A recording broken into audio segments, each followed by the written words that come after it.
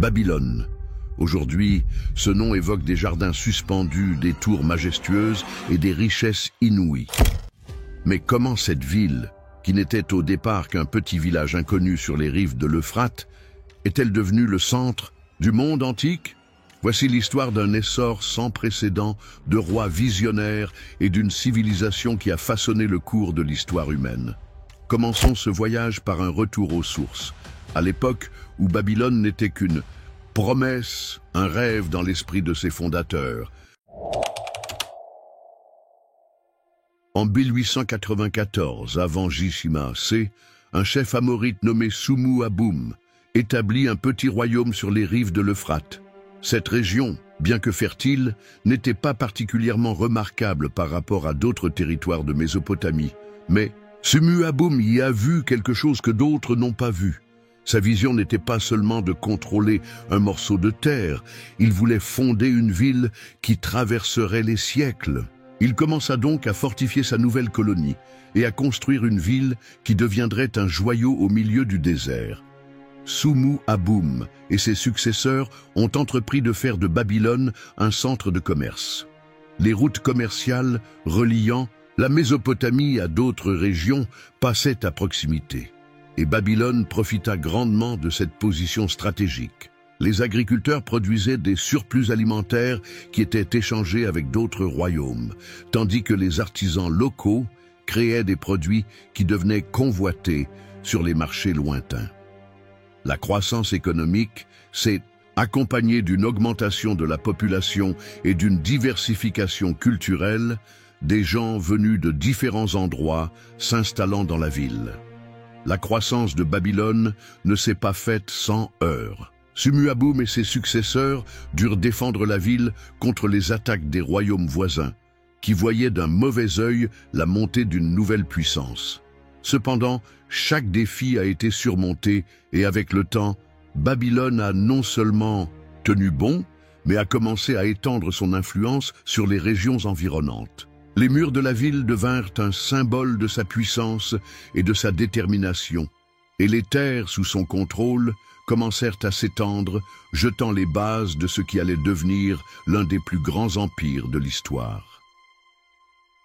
L'importance culturelle et religieuse de Babylone s'est accrue au fur et à mesure de son développement. Des temples ont été érigés dans la ville et la religion a joué un rôle central dans la vie quotidienne des habitants. Les rituels et les fêtes ne renforçaient pas seulement la foi dans les dieux, mais servaient aussi à unir la population dans un sentiment d'identité commune. Sous la direction de ses premiers rois, Babylone n'était plus une simple colonie, mais un centre de pouvoir émergent, prêt à jouer un rôle central dans l'histoire de l'humanité. L'héritage de Sumu Aboum et des premiers rois de Babylone n'est pas seulement la création d'une ville, mais l'établissement d'une nouvelle conception du pouvoir et de la civilisation en Mésopotamie. Le petit village situé sur les rives de l'Euphrate a cédé la place à une ville dynamique, en pleine expansion, qui finira par défier les grandes puissances de son époque et laissera une trace indélébile dans l'histoire.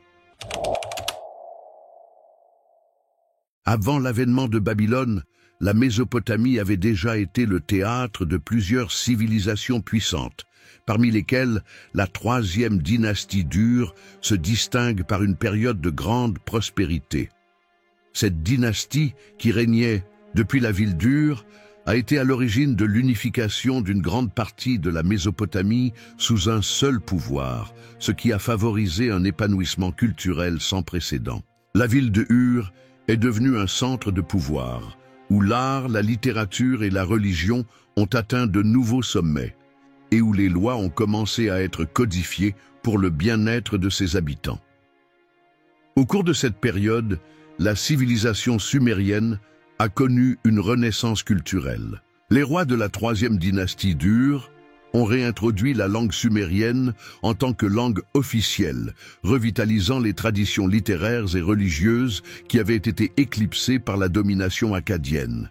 Des textes juridiques, des hymnes religieux et des œuvres littéraires ont été produits en abondance, dont beaucoup ont survécu et ont été étudiés des siècles plus tard. Cette époque a également vu la construction de monuments grandioses, tels que les ziggourats, qui ont servi non seulement de centres religieux, mais aussi de symboles du pouvoir et de la dévotion des rois. Cependant, malgré ces réalisations, la troisième dynastie d'Ur n'était pas destinée à durer. Alors que le pouvoir centralisé s'affaiblit, de nouvelles menaces apparaissent. L'arrivée des Amorites, un peuple nomade, a marqué le début de la fin pour Ur. Ces nomades, combinés à la pression interne due aux mauvaises récoltes et à la corruption, ont érodé la stabilité de l'Empire. L'effondrement d'Ur a entraîné une période de fragmentation au cours de laquelle de petits royaumes et des cités-États ont commencé à se disputer le contrôle, ouvrant la voie à l'émergence de nouvelles puissances. Au milieu de ce chaos, Babylone commence à s'imposer. Alors que les autres cités-États luttent pour maintenir leur indépendance, Babylone, sous la direction de rois ambitieux, commence à étendre son influence. Les successeurs de Summu-Abum profitent de la vacance du pouvoir laissée par la chute d'Ur et commencent à consolider leur contrôle sur les régions environnantes. Cette période de transition est cruciale pour l'émergence de Babylone comme nouveau centre de pouvoir en Mésopotamie. La chute d'Ur et la montée en puissance de Babylone marquent l'un des moments clés de l'histoire de la Mésopotamie. Ce changement de pouvoir a non seulement redéfini la géographie politique de la région, mais a également jeté les bases du développement d'une nouvelle culture qui, bien que profondément influencée par ses prédécesseurs sumériens et akkadiens, allait devenir l'une des civilisations les plus influentes du monde antique.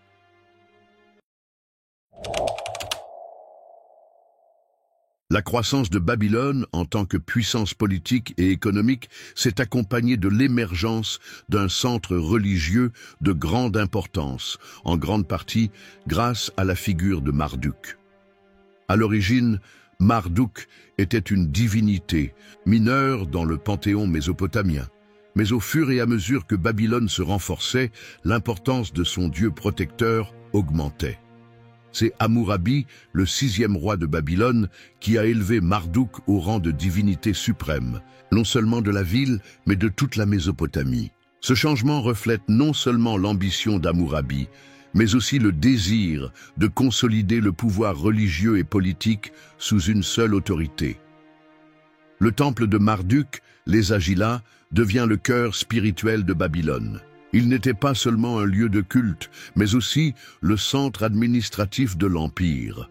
En son sein, des rituels étaient célébrés pour réaffirmer la suprématie de Marduk sur les autres dieux et, par extension, la suprématie de Babylone sur les autres villes. Les festivités en l'honneur de Marduk, notamment la fête de l'Akitu, étaient des événements de grande envergure qui attiraient des gens de toute la région. Lors de ces festivités, la puissance et la gloire de Babylone étaient mises en valeur, renforçant son statut de ville la plus importante de Mésopotamie. La dévotion à Marduk n'a pas seulement uni les Babyloniens dans une même foi, elle a aussi légitimé le pouvoir de leur roi. Les monarques babyloniens se présentaient comme les élus de Marduk, ses représentants sur terre, ce qui leur conférait une autorité quasi divine. Cette relation symbiotique entre le dieu et la cité renforce la cohésion interne de Babylone, tout en projetant son influence sur d'autres régions. À bien des égards, l'histoire de Babylone est indissociable de celle de Marduk, les deux étant intrinsèquement liés. Par ailleurs, la figure de Marduk a joué un rôle crucial dans l'expansion de Babylone. Au fur et à mesure que l'Empire se développe, l'influence de Marduk s'étend à d'autres régions. Des temples dédiés à Marduk apparaissent dans d'autres villes et son culte s'étend bien au-delà des frontières de Babylone. Cette expansion religieuse reflète la puissance militaire et politique de l'Empire et permet en même temps de consolider le contrôle sur les terres conquises.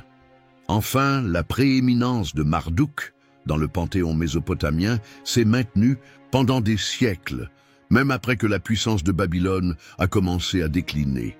Son culte est resté un symbole de la grandeur passée de Babylone et son influence peut être retracée dans de nombreux textes et artefacts qui ont survécu jusqu'à nos jours. L'histoire de Marduk est, à bien des égards, l'histoire de l'ascension et de la chute de Babylone, et son héritage reste un élément fondamental de l'histoire de l'humanité.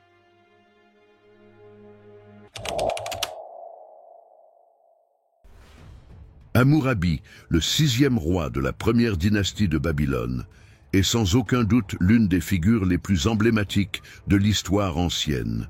Son règne, qui a débuté en 1792 avant J.C., a marqué un tournant pour Babylone, la transformant d'un royaume régional en un empire qui allait dominer la Mésopotamie. Hammurabi n'était pas seulement un fin stratège militaire, mais aussi un législateur visionnaire dont la célèbre loi d'Hammurabi reste l'un des codes juridiques les plus anciens et les plus complets de l'histoire.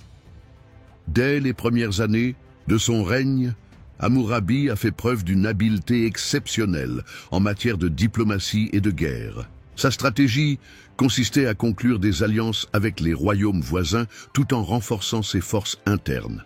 Peu à peu, il a commencé à étendre son territoire, s'emparant de villes clés et consolidant son pouvoir. L'une de ses premières grandes victoires a été remportée contre Larsa, un royaume qui avait été une épine dans le pied de Babylone. Cette victoire lui permet de contrôler d'importantes routes commerciales et ressources, renforçant ainsi l'économie de Babylone. Le code d'Hammurabi, qui est peut-être sa réalisation la plus durable, reflète son approche du gouvernement. Ce code couvre tous les domaines, du commerce et de la propriété au mariage et à la criminalité. Il établit des principes de justice qui, bien que sévères, sont destinés à maintenir l'ordre et la stabilité dans un empire en pleine expansion. Œil pour œil, dent pour dent est l'une des maximes les plus connues de ce code, qui visait non seulement à punir, mais aussi à dissuader.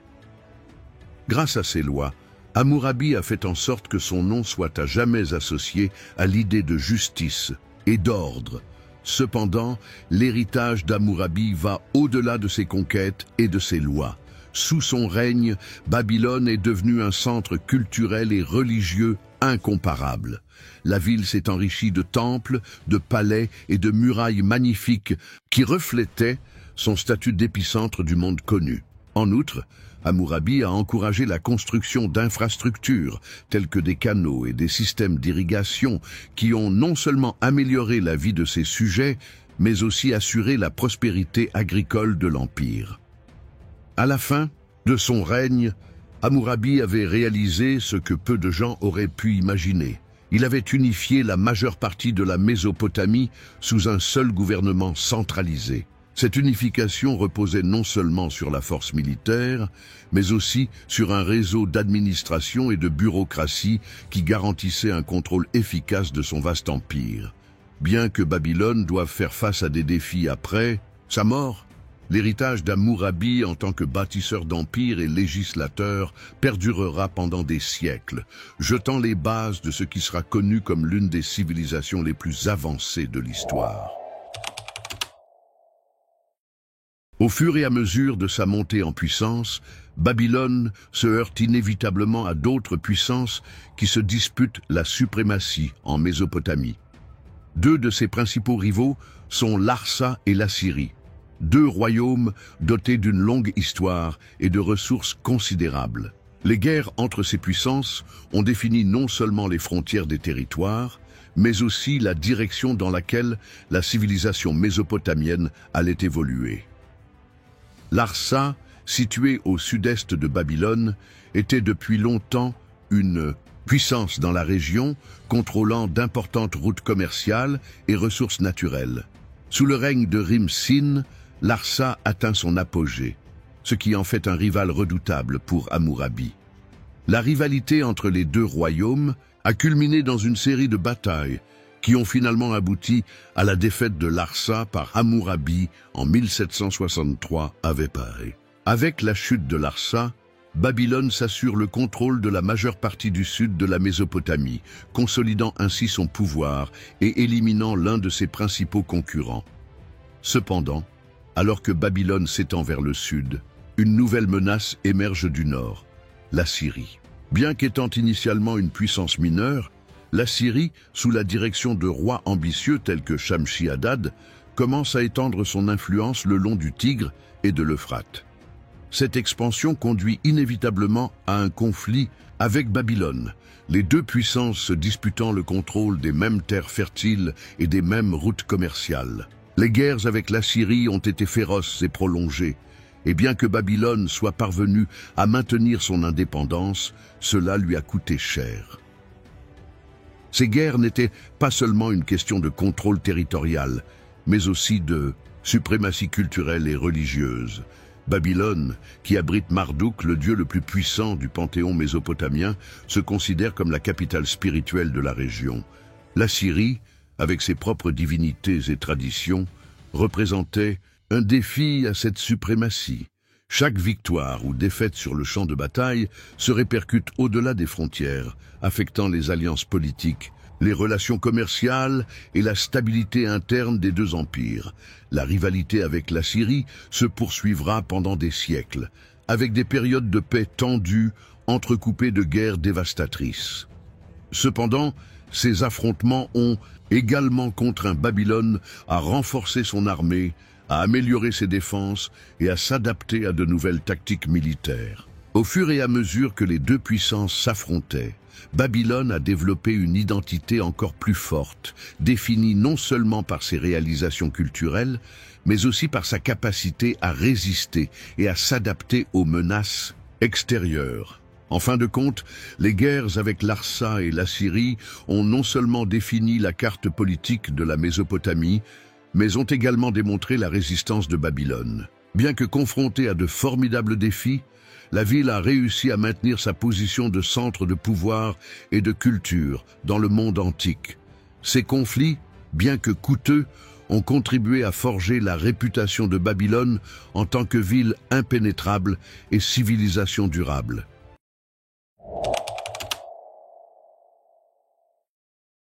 Après les victoires d'Hammurabi et la consolidation du pouvoir babylonien, la ville atteint son apogée. Au cours de cette période, Babylone s'est imposée non seulement comme un empire, mais aussi comme le véritable centre du monde antique. Ses progrès en matière de droit, d'architecture, de religion et de culture en ont fait un phare de la civilisation qui a attiré des peuples de l'Égypte à l'Inde. La ville de Babylone, telle qu'elle est décrite dans les textes anciens, était une merveille d'architecture et d'urbanisme. Les murs de la ville, qui s'étendaient sur des kilomètres, étaient considérés comme l'une des structures les plus impressionnantes au monde. À l'intérieur, les temples, les palais et les jardins suspendus reflétaient non seulement la richesse de Babylone, mais aussi son engagement en faveur de l'art et de la religion. Les Adjila, le grand temple de Marduk, était le centre spirituel de la ville, tandis que la Ziggurat et Temenanki, la célèbre tour de Babel, symbolisaient le lien de Babylone avec le divin. La puissance de Babylone ne se limitait pas à l'armée. Son influence culturelle s'est étendue à travers ses écrits, son art et ses traditions.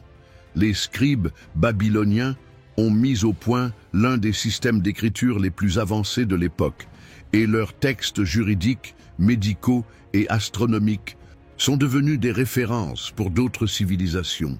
Babylone était également un centre d'apprentissage, où les connaissances acquises au cours de siècles d'histoire mésopotamienne étaient préservées et développées. En ce sens, Babylone n'était pas seulement une puissance militaire, mais aussi le cœur intellectuel du monde antique. L'économie de Babylone a également prospéré au cours de cette période. Les routes commerciales reliant Babylone à la Méditerranée, à l'Égypte, à l'Inde et au-delà ont fait de la ville un creuset de culture et de marchandises.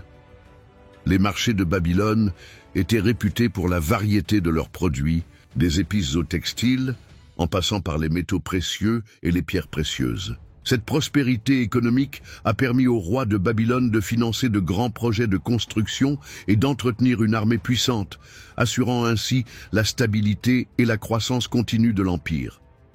Cependant, cet essor ne durera pas éternellement. Bien que Babylone soit au sommet de sa puissance, des tensions internes et des menaces externes commencent à apparaître. L'histoire de Babylone durant cette période est un mélange de splendeur et de vulnérabilité, où le succès s'accompagne de nouveaux défis. Néanmoins, la ville a continué à briller en tant que joyau de la Mésopotamie, et son héritage, en tant que centre du monde antique, a perduré longtemps après que les lumières de son empire ont commencé à s'éteindre.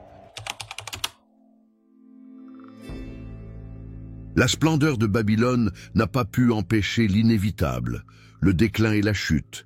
Comme toutes les grandes civilisations, Babylone a connu un moment de crise qui a conduit à sa première grande chute.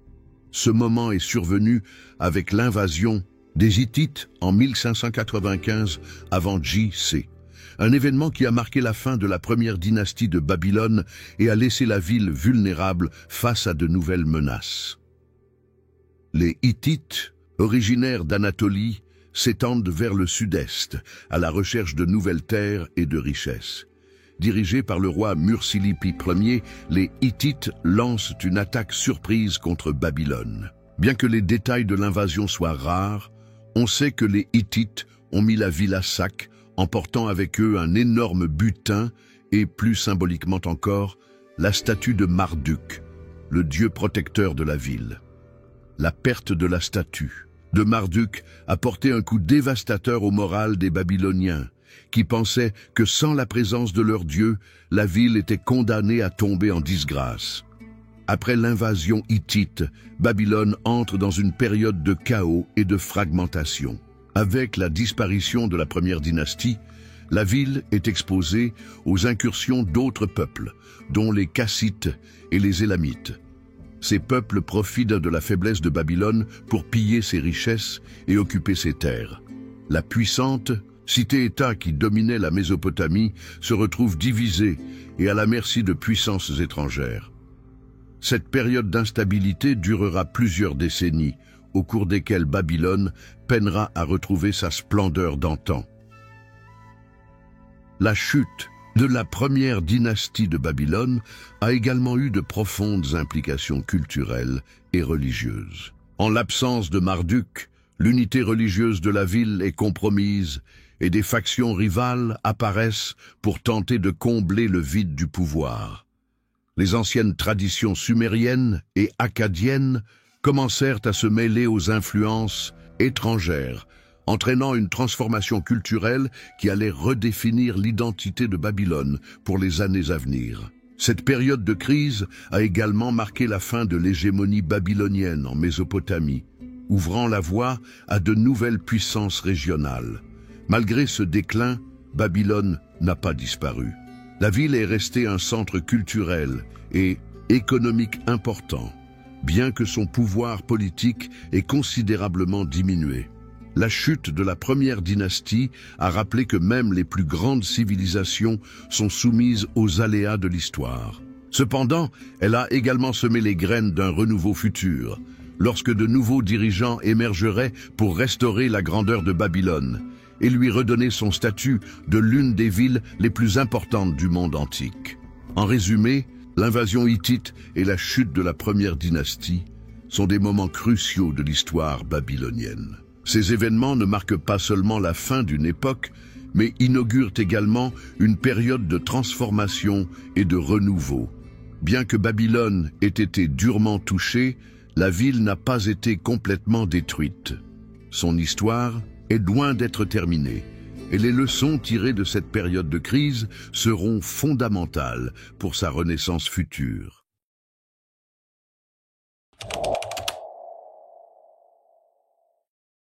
Après la chute de la première dynastie babylonienne, le chaos règne dans la région.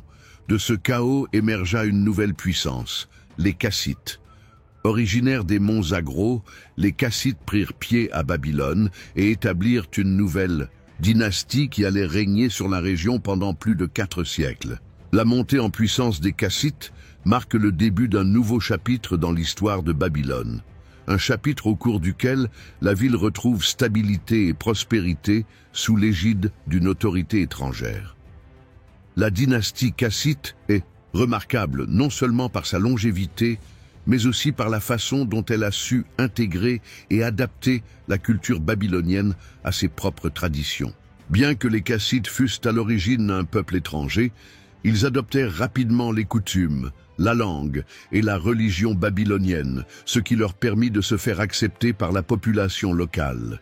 Les rois kassites ont continué à construire et à embellir la ville, à restaurer les temples et à promouvoir le commerce.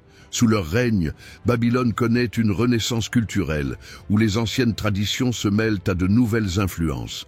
L'une des réalisations les plus importantes de la dynastie kassite a été la réunification de la Babylonie. Après des décennies de fragmentation et de chaos, les Kassites ont réussi à consolider leur contrôle sur les différentes cités-États de la région, restaurant ainsi l'unité politique qui caractérisait la Babylone d'Hammurabi. Ce processus n'a pas été facile et les Kassites ont dû faire face à de nombreuses rébellions et défis internes et externes. Cependant, grâce à une combinaison d'astuces diplomatiques et de forces militaires, ils sont parvenus à garder le contrôle et à assurer la stabilité de leur royaume. Bien que considérés comme des étrangers, les Kassites ont laissé une trace durable dans l'histoire de la Babylonie. Sous leur règne, de nouvelles technologies ont été introduites, les routes commerciales se sont développées et des progrès importants ont été réalisés dans l'administration et l'organisation de l'État. La langue kassite, bien que distincte, commence à influencer l'acadien babylonien, et de nombreuses pratiques culturelles et religieuses kassites s'intègrent à la société babylonienne. Cette période voit également la construction de nouvelles villes et de fortifications, qui renforcent encore la position de Babylone en tant que centre de pouvoir dans la région. En fin de compte, la dynastie kassite a duré beaucoup plus longtemps que beaucoup d'autres dynasties de la région grâce à sa capacité d'adaptation et d'évolution. Son règne n'a pris fin que lorsque de nouvelles menaces, tant internes qu'externes, sont apparues et ont mis fin à son règne. Cependant, les 4 siècles de règne kassite ont été une période de paix relative et de prospérité pour Babylone, qui s'est remise de son déclin antérieur et a de nouveau brillé comme l'une des principales villes du monde antique. Alors que la dynastie kassite consolide son pouvoir à Babylone, de nouvelles menaces apparaissent au nord et à l'est. L'Assyrie, qui s'est transformée d'une petite cité-État en un puissant empire militaire, commence à s'étendre de manière agressive, ce qui l'amène inévitablement à entrer en conflit avec Babylone. Parallèlement, l'Élam, un royaume situé à l'est de la Mésopotamie, constitue également une menace constante, avec des raids périodiques qui remettent en cause la stabilité de Babylone. Le conflit avec l'Assyrie est particulièrement intense. Les rois assyriens, désireux de contrôler les terres fertiles et les routes commerciales de Babylone, lancent plusieurs campagnes militaires pour tenter de soumettre la ville. Malgré leur puissance militaire, les Kassites parviennent à résister aux Assyriens pendant plusieurs siècles grâce à une combinaison d'alliances stratégiques et de tactiques défensives. Cependant, ces guerres ont eu un coût élevé tant en termes de ressources que de vies humaines et ont affaibli la capacité de Babylone à maintenir son hégémonie dans la région. Simultanément, l'Élam constitue une menace venue de l'Est. Les Élamites, connus pour leur prouesse militaire, lancent des raids répétés en territoire babylonien, pillant souvent les villes et emportant des ressources précieuses, dont, à une occasion, la statue de Marduk, ce qui démoralise profondément les Babyloniens. Ces attaques ne sont pas seulement dévastatrices d'un point de vue matériel, elles sapent également l'autorité des rois kassites, qui luttent pour garder le contrôle dans un contexte d'instabilité croissante. Les conflits avec la Syrie et l'Élam ont également eu un impact sur la structure politique et sociale de Babylone. Les guerres incessantes ont nécessité une militarisation de la société avec une attention croissante portée à la défense et à la construction de fortifications. En outre, les tensions internes se sont accrues, les différents groupes de Babylone se disputant le pouvoir et l'influence dans un contexte de crise.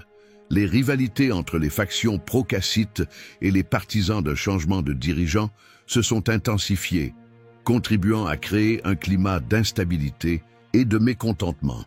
Malgré ces difficultés, Babylone a réussi à survivre à cette période de conflit, bien qu'à un prix élevé. La dynastie cassite fut finalement renversée et de nouvelles forces apparurent pour prendre le contrôle. Cependant, les siècles de lutte contre l'Assyrie et l'Élam ont laissé une impression durable sur la ville et ses habitants. Ces années de guerre ont non seulement façonné l'histoire politique de Babylone, mais ont également influencé sa culture, sa religion et sa société, ouvrant la voie aux futurs hauts et bas de l'histoire de l'Empire.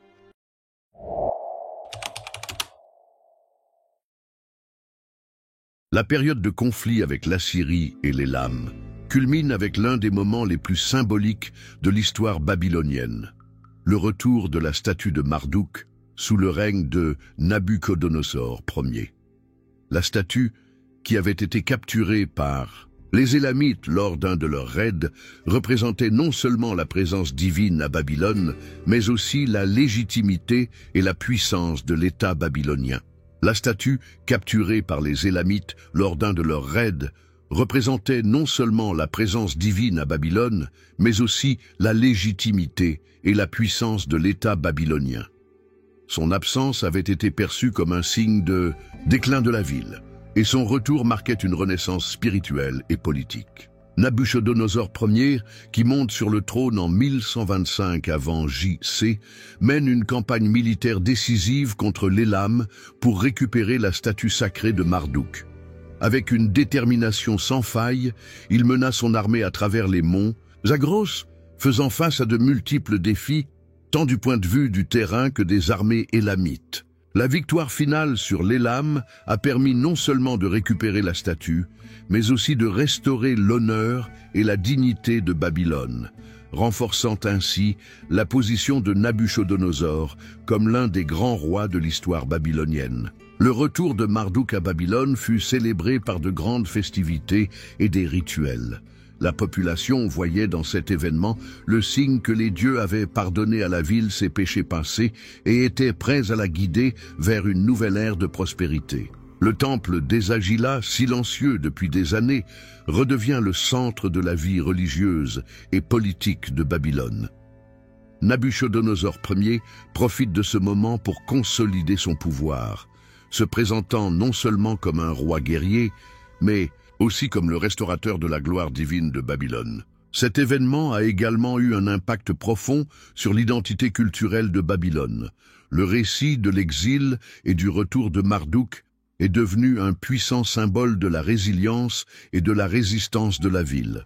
Dans les années qui ont suivi, les rois babyloniens ont continué à utiliser ce récit pour légitimer leur pouvoir et unifier la population autour d'une identité commune. Le mythe de Marduk, le dieu qui a été enlevé puis restauré, est devenu un élément central de la fierté babylonienne et un rappel constant de la fragilité et de la force de leur civilisation. L'ère de Nabuchodonosor Ier marque le début d'une nouvelle phase de l'histoire babylonienne. Bien que la ville continue à faire face à des défis internes et externes, le retour de Marduk lui apporte la cohésion et l'esprit nécessaires pour surmonter les difficultés. Ce moment décisif a non seulement restauré le pouvoir spirituel de Babylone, mais a également consolidé sa place parmi les civilisations les plus influentes et les plus durables de l'histoire ancienne.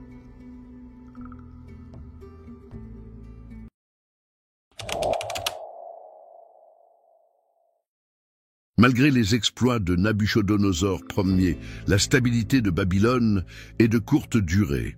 Une nouvelle menace surgit de l'Ouest. Les peuples de la mer, une confédération de groupes nomades qui dévastent les rives de la Méditerranée orientale et font des ravages dans les civilisations établies.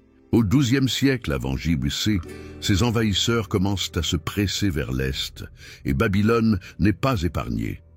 L'arrivée des peuples de la mer coïncide avec le déclin définitif de la dynastie cassite, marquant la fin d'une époque dans l'histoire de la Mésopotamie. Les peuples de la mer, bien qu'ils n'aient pas directement conquis Babylone, ont contribué à l'effondrement des réseaux commerciaux et à la déstabilisation générale de la région. Leur présence au Levant perturbe les routes commerciales, cruciales reliant Babylone à la Méditerranée et à l'Égypte, ce qui affaiblit l'économie babylonienne. En outre, leur invasion a créé un effet domino, entraînant la chute d'autres grands empires de l'époque, ce qui a rendu Babylone vulnérable à de nouvelles menaces. Simultanément, la dynastie cassite, qui avait régné sur Babylone pendant plus de 4 siècles, commence à s'effondrer. Les invasions des peuples de la mer exacerbent les tensions internes et les luttes de pouvoir s'intensifient. L'incapacité des derniers rois cassites à gérer ces crises entraîne la fragmentation de l'État et l'émergence de nouveaux dirigeants qui contestent leur autorité. Enfin, les Élamites, profitant de la faiblesse de Babylone, lancent une attaque dévastatrice qui aboutit à la prise de la ville et à la fin de la dynastie cassite. L'effondrement de la dynastie cassite marque un tournant dans l'histoire de Babylone. Avec la chute des Kassites, la ville entre dans une période d'incertitude et de changement. Les luttes de pouvoir interne s'intensifient et Babylone doit faire face à de nouvelles menaces, tant à l'intérieur qu'à l'extérieur. Cependant, malgré la chute des Kassites, la ville n'est pas détruite. Babylone a continué d'exister en tant que centre culturel et religieux, bien que son pouvoir politique ait été considérablement réduit. L'invasion des peuples de la mer et la chute des Kassites marquent également la fin de l'âge du bronze, en Mésopotamie, et le début d'un nouveau chapitre de l'histoire de la région. Cette période de transition a été marquée par l'instabilité et l'incertitude, mais elle a aussi ouvert la voie au renouveau et à la renaissance de Babylone sous de nouvelles dynasties. Malgré les défis, la ville est restée un phare de la culture et de la civilisation dans un monde en pleine mutation.